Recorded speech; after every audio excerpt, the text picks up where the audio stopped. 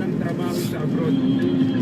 Kaya lang, ito na nga ang sitwasyon, tila po hindi pa rin lubusang nakakakuha ng lakas ng loob ang gobyerno para tulungan ng gusto at kuspusan ang mga nagbibigay ng buhay sa ekonomiya ng ating bansa, ang mga overseas Filipino workers. Sa zona nga po ng Pangulo, ni isang linya, hindi man lang nabigyan, isang oras at 40 minuto ang zona ng Pangulo. Kaya hindi po natin masisisi ang ating mga OFWs na manahimik na lamang o kaya umiyak na lang sa Facebook at sa Twitter tungkol sa mga hinaing nila at sa mga pagmamalupit sa kanila. Meron nga po ako isang nakausap na OFW, sabi okay na ho ako dito, naibigay ko na, nasabi ko na ang nangyari sa akin, bahala na po ang gobyerno, ayoko pong maging komplikado ang aking buhay. Ganun po ang iba sa mga OFWs natin, mabuti na lang at mayroong ibang naninindigan at nagsasalita at ngayon ay umaasa sa totohanan ng aksyon ng ating pamahalaan.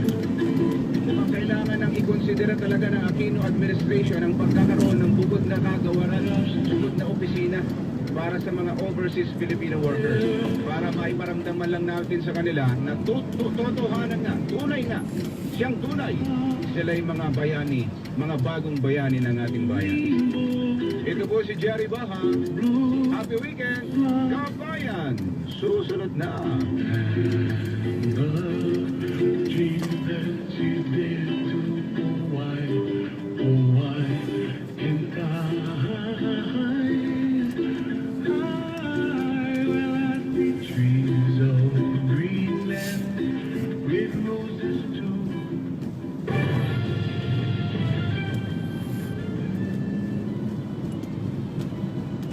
Katatapos lang po nung programa ni Jerry Baha,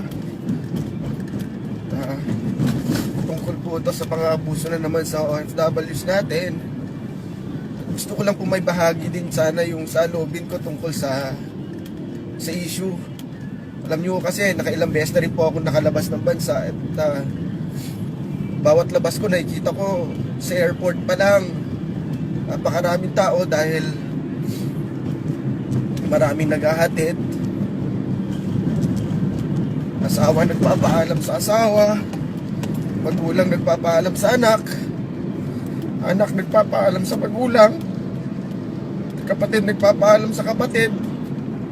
Halos hindi mo mapaghiwalay dahil ayaw na nilang umalis. Sa loob ng aeroplano makakakwentuhan mo yung mga OFW na yan kung gaano kahirap ang buhay sa labas ng bansa, kung anong klaseng sakripisyo ginagawa nila. Iba dyan, iinom na lang ng coke, ayaw pa nilang inumin kasi iniisip nila kung nakainom na rin ba ng coke yung mga kamag-anakan nila rito, yung mga mahal nila rito sa Pilipinas. Yung iba sinakasakripisyo yung pagkain, sinasalang-alang kung nakakain na ba yung mga mahal nila sa Pilipinas. May maipadala lang na pera sa Pilipinas. Napakarami pong sakripisyo ginagawa ng OFW. Anong kahirap po buhay nila. Alam nyo kasi beneficiary po kasi ako ng overseas Filipino family. Mga tulong na nanggagaling sa kanila. Alam nyo, pagbalik ng Pilipinas, mararamdaman nyo kung gaano sila kasaya. Kasi paglapag ng aeroplano sa runway, palakpakan! Palakpakan sila. Sumisigaw, masaya. Nakabalik lang ng Pilipinas.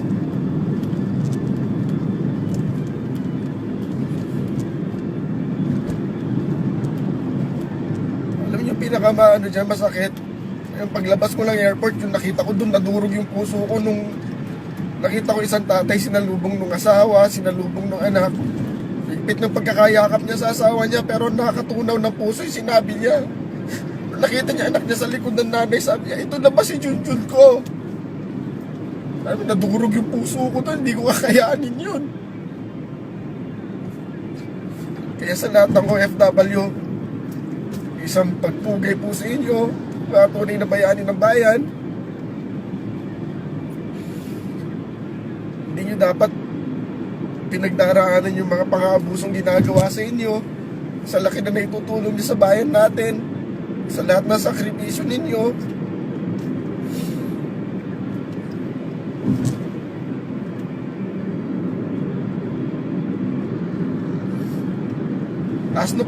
Taas noo po ako sa inyo. Maraming salamat po sa inyo. Sa lahat ng pagmamahal, sa lahat ng sakripisyo.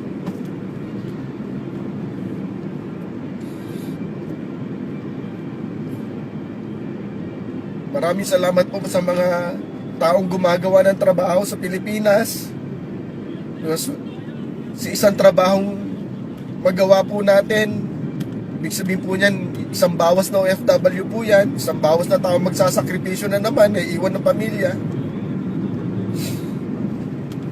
Sa pagpugat, pagsaludo po sa inyo. Maraming salamat po.